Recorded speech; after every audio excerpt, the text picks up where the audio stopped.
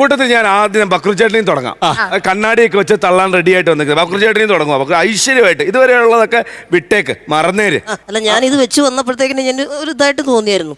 നവ്യ ചോദിച്ചു ഇതെന്താന്ന് പറഞ്ഞ ഹെക്സഗണലാണല്ലോ ഷേപ്പ്. ഞാൻ പറഞ്ഞു അതൊന്നുമല്ല, കണ്ണാടി. നമുക്കറിയുള്ളൂ. പിന്നെ ഈ കണ്ണാടി വെച്ചതിന് കാരണം പലപ്പോഴും ഇങ്ങനെ പലരും ഈ തള്ളാണോ സ്റ്റൈലിന് വേണ്ടിയിട്ട് വെക്കുന്നതാണോ തള്ളിന്, ഇതൊന്നും അല്ല. ഈ ആള് മുന്നിൽ കൂടെ നടന്നു പോകുമ്പോ പൊടി ഐ ഇൻഫെക്ഷൻ ഇടയ്ക്കിടയ്ക്ക്.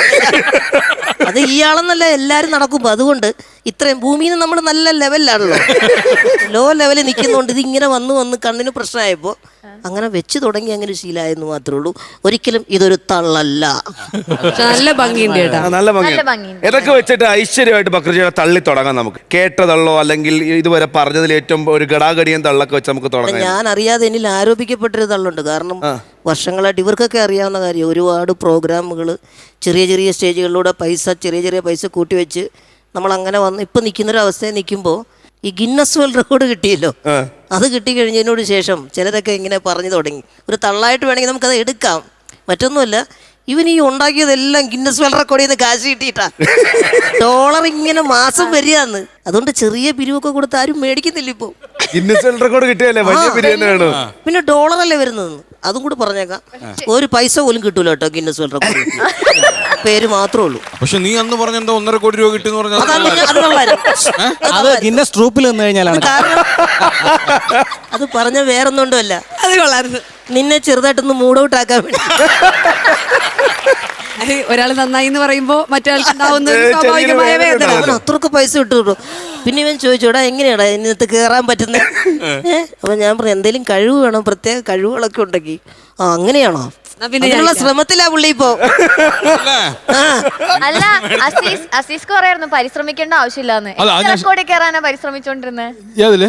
ഗിന്നസ് റെക്കോർഡില് ഇപ്പൊ പറഞ്ഞില്ലേ? അല്ല, പൈസ കിട്ടില്ല, പിന്നെ എന്തിനാണ് പരിശ്രമിക്കുന്നത്? ഒരുപാട് പരിശ്രമങ്ങൾ ഉണ്ടായിരുന്നു. പൈസ വേണം, എന്തിനും പൈസ വേണം. പിന്നെ ഓസ്കാർ കിട്ടിയാലും പൈസ വേണം. അതുകൊണ്ടല്ലേ വേണ്ടെന്ന് പറഞ്ഞത്. അതാണ് കഴിഞ്ഞ വർഷം അങ്ങനെയല്ലേ വേണ്ടെന്ന് പറഞ്ഞു. ഒരെണ്ണം തരാന്ന് പറഞ്ഞു, പക്ഷെ വേണ്ടെന്ന് പറഞ്ഞു. പൈസ ഇല്ല. പറഞ്ഞിട്ട് പിന്നെ തുടങ്ങി ഒരു സൈഡിൽ തുടങ്ങി. അല്ല, ഞാൻ ഈ പരിപാടിക്ക് എന്നെ വിളിച്ചപ്പോൾ ഇതിന്റെ ഇത് പറഞ്ഞു, ഇത് തള്ളൽ എന്ന്. അപ്പൊ ഞാൻ പറഞ്ഞു ഈ പ്രാവശ്യം ഞാനില്ല. കാരണം എന്ന് വെച്ചാൽ എന്റെ ജീവിതത്തിൽ ഞാൻ തള്ളിയിട്ടില്ല.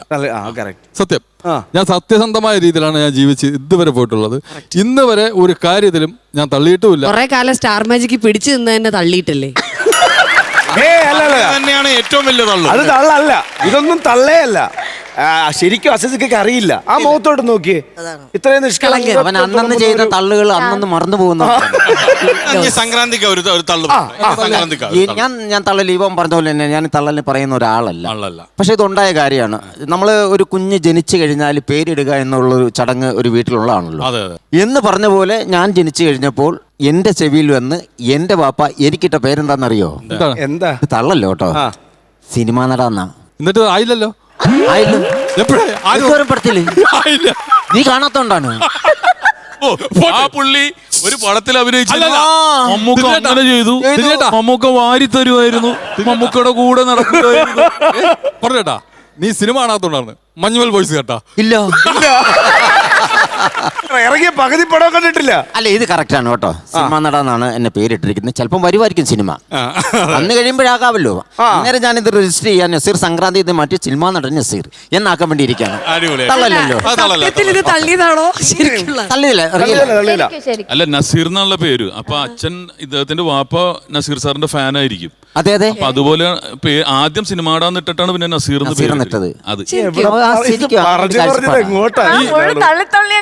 ടിനിയേട്ടന്റെ കോമഡി മനസ്സിലാക്കുന്നത് ലോൺ എടുക്കേണ്ടി. ഞാൻ അല്ല, ഞാന് ഇപ്പൊ ഇവർ സിനിമാ നടന്റെ പേര് ഓർത്തിട്ടായിരിക്കും നസീർ ഇട്ടത്. എന്റെ അപ്പൻ എന്ത് ഓർത്തിട്ടായിരിക്കും എന്റെ പേരിട്ടെന്നാണ് ഞാൻ ഓർക്കുന്നത്. ടൈനി എന്നുള്ള അർത്ഥം പോലും കറക്റ്റ് അല്ല.